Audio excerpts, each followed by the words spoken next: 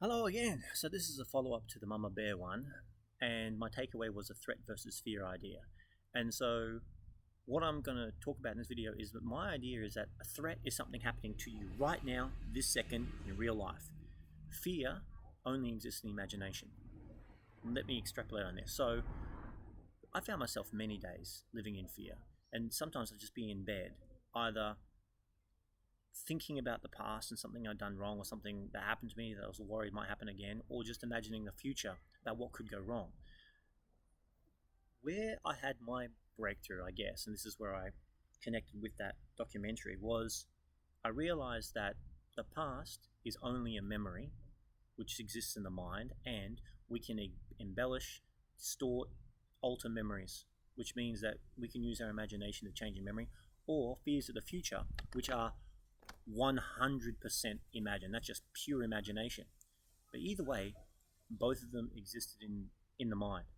And when I realized that my suffering was happening because I allowed my mind to make me believe that what I was imagining, either the past or the future, was reality, I was living in a prison.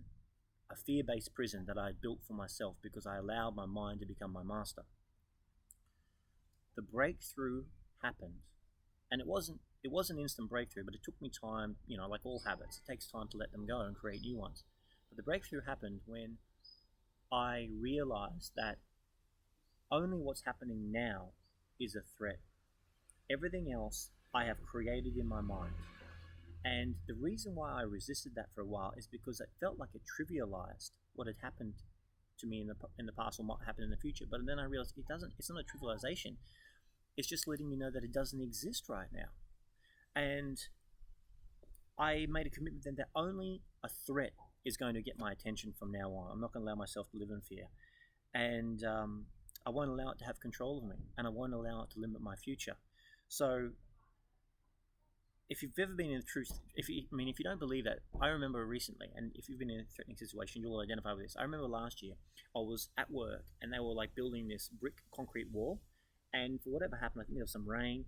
I was standing there working, and then it just started to go on me, and I was in its path, and it was about to fall.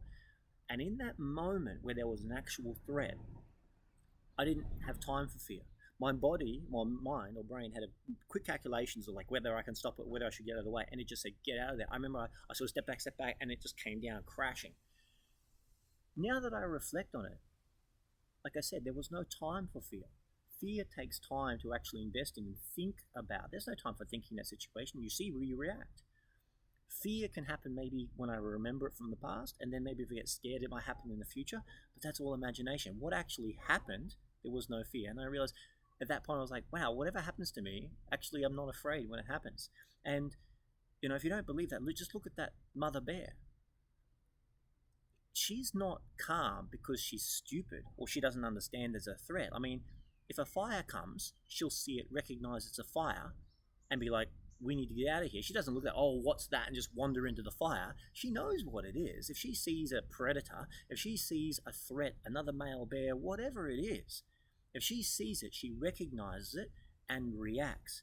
But what she doesn't do is spend the present moment worrying about what might happen in the future and constantly depriving herself of the peace of the presence. But not only that, it would limit her ability to even live a life. Like she would just stay in a hole somewhere with her cubs because of what might happen. And I just thought to myself, I am not going to allow a bear to have a mental edge over me. I'm not going to allow a bear who's got 1,000 things more deadly in her life to live a more peaceful existence. And when I've got all the support and she's got none. So that was my takeaway from that. So anyway, that's what I wanted to say. I've said it. So again, whatever it is you're going for, you go get it.